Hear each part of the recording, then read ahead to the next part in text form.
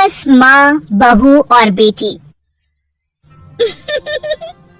नहीं नहीं, ये कहानी इन सारे के सारे रिश्तों की नहीं, बल्कि दो रिश्तों में ही सभी रिश्तों की होने की है।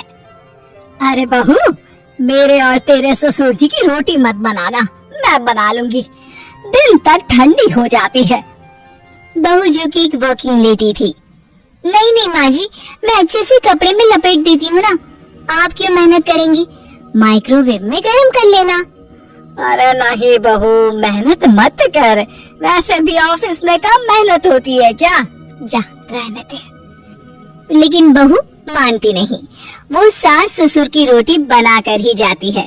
दोपहर में खाने के वक्त ससुर जी कहते हैं, अरे बहू को रोटी बनाने के लिए क्यों मना कर दिया, क्या हो गया, ठंडा ही तो खाते आए हम लोग हमेशा से। अरे वो क्या है ना, सुबह ऑफिस जाती है, घर का सारा काम करने में वक्त लग जाता है, अरे थकती है वो अलग, तो मैंने सोचा बहाने से ही थोड़ा कम काम करवाऊं। ससुर मुस्कुरा रहे होते हैं, ये तो अच्छा है, बहू को समझना जरूरी है। वक्त बीत रहा था, घर में सब खुश थे कि एक दिन, माँ जी आप शाम को थोड़ा टहलने निकला करें, घर पर रह रहकर हड्डियां जाम होती हैं, पापा को भी ले जाया करिए, मैं वक्त पर तो आ जाती हूँ। बहू ठीक 5 बजे ऑफिस से घर आ जाती है, फिर चाय नाश्ता बनाकर सास ससुर के साथ बैठती, उन लोगों को सारा दिन का हाल बताती। रात को पति घर आता है। क्या बात है बेटा, ऑफिस से आकर कभी हम लोगों के साथ भी बैठा कर। अरे माँ, दिन रात काम करके मन ही नहीं करता, अगले दिन की फिर तैयारी होती है, आप और पापा ही कमरे में आ जाओ। इससे अच्छी तो बहू है, कितना भी थकी रहे, घर आकर हम लोगों के लिए चाय नाश्ता बनाना, फिर बातें करना। बहू ना होती तो हम बुढ़ा बुढ़िया तो बैठे ही रह जाते। सास और ससुर अब बहू के कहने पर शाम की सैर पर निकलने लगते हैं। सास की कई सहेलियां बनती है तो ससुर को भी कुछ बुजुर्ग लोगों का ग्रुप मिल जाता है। कैसा रहा सहेलियों के साथ शाम का वक्त? हम लोगों ने तो भाई खूब योगा किया। अरे हम लोगों को गप्पों से फुर्सत ही नहीं होती। वैसे मिसेस मल्होत्रा आज बहू के बारे में कुछ बोल रही थी। तभी वहाँ ऑफिस से बहू आ जाती है जो जींस और टॉप में होती है। क्या बात है माँ, क्या कह रही थी आपकी सहेली आपकी बहू के लिए? सास इस पर बहू को कुछ अलग तरीके से देखती है और उल्टा सवाल ही दाग देती है। क्या कह रही थी वो हटा, ये बता, तेरे ऑफिस में तो मर्द भी काम करते होंगे ना?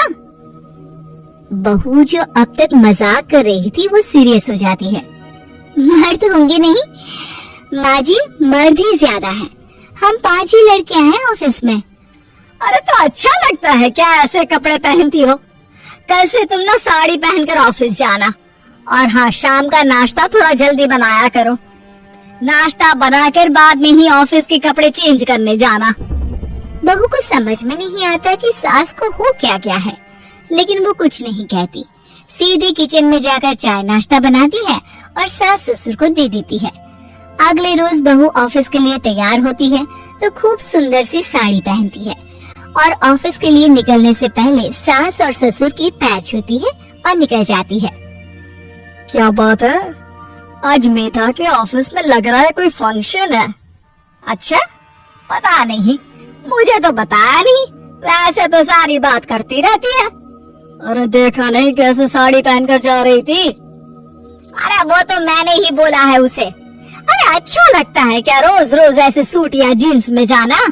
बहू हो, बहू बनकर रहो, और आप भी ना मेधा मेधा मत किया करिए, बहू बोला करिए, सर पर चढ़ जाएगी तो दिक्कत हो जाएगी।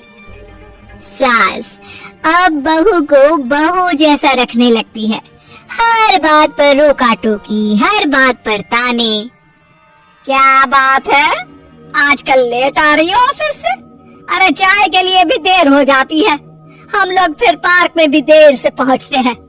सभी की बहुएं वक्त से चाय नाश्ता करा देती है अपने सास ससुर को, बस एक तू ही है जो उस वक्त ऑफिस से निकलती है।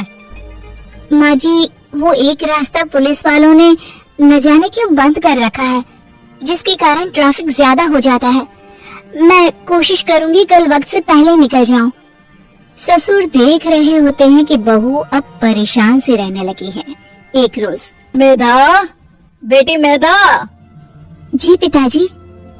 बेटा देख जरा कौन सी टी शर्ट अच्छी लग रही है। वो क्या है ना, शाम को सब बदल बदल कर टी शर्ट पहनते हैं। मैं भी सोच रहा हूँ कि आज कुछ अच्छा सा पहन कर जाऊं। हाँ पिताजी, ये सही है। ये लाल वाली ना बहुत जचेगी आप पर। मेरे पापा पर भी डार्क रंग बहुत जचता है। क्या चल रहा है? अरे ससुर के सामने घूंघट तो छोड़ो, ऊपर से रंग बताया जा रहा है टी शर्ट का। अरे बहू, कोई संस्कार दिए नहीं है क्या तेरी माँ ने? बहू इस बार बहुत निराश हो जाती है। वो वहाँ से तुरंत अपने कमरे में चली जाती है। अब बहू घर का सारा काम करती, ऑफिस जाती, लेकिन साड़ी और सर पर पल्ला लेकर। एक बार पड़ोसन उनके घर आती है। वाह सुमित्रा बहन, बहू का तो रूप ही बदल दिया। ठीक किया, बहू बहू जैसी ही अच्छी लगती है। अच्छा चलती हूँ मैं। पड़ोसन के जाने के बाद सास बड़ी अकड़ के साथ कहती है, देखा मेरा कमाल, कैसे मैंने मेधा बहू को कंट्रोल में कर लिया।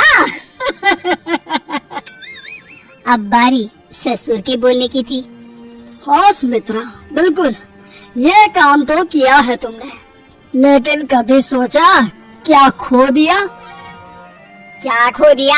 मैंने तो कुछ नहीं खोया जी। खोया है, पहले बहू जब ऑफिस जाती तुम्हारे पैर छूकर तुम्हें गले लगाती, लेकिन अब सिर्फ पैर छूती है। हाँ जी, ये बात तो आप ठीक बोल रहे हैं। पहले घंटों हम लोगों से बात करती, कमरे में न जाती, ऑफिस से आते ही खुद की चाय, खाना, नाश्ता सब हम लोगों के साथ करती, सारी बात बताती। लेकिन क्या तुम्हें पता है, बहू की तबीयत खराब चल रही है, वो माँ बनने वाली है। ये बात मुझे बेटे ने बताई कि तुम्हें बता दूं। अब सास की आंख में आंसू थे। वो समझ गई थी कि लोगों के कहने में आकर उसने क्या खो दिया। शाम को बहू घर आती है तो माँ किचन में पकोड़े तल रही होती है। अरे माँ जी, आप रहने दीजिए ना, मैं आ तो रही थी। अरे नहीं, जा तू चेंज कर ले, मैं नाश्ता और चाय टेबल पर ही लगा रही हूँ मेधा। सास के मुंह से अपना नाम सुनकर बहू को बहुत अच्छा लगता है। माँ जी, कोई गलती हो गई है क्या? मेरे होते हुए आप काम करे, ये ठीक नहीं है। संस्कारी और समझदार बहू सास को माँ समझती है, लेकिन सास की बेवकूफी उसे सास ही बना कर रखती है। बहू, मुझे भी थोड़े संस्कार और समझदार बनने का मौका दे, जिससे मैं भी बहू नहीं बेटी को देखूं तुझ में। और हाँ, मेरा होने वाला पोता क्या कहेगा कि दादी ने तो मेरी माँ को बहुत परेशान किया। बहू सास को गले लगा लेती है। नहीं माँ जी, वो कहेगा कि माँ को तो दादी ने बेटी बनाकर रखा है।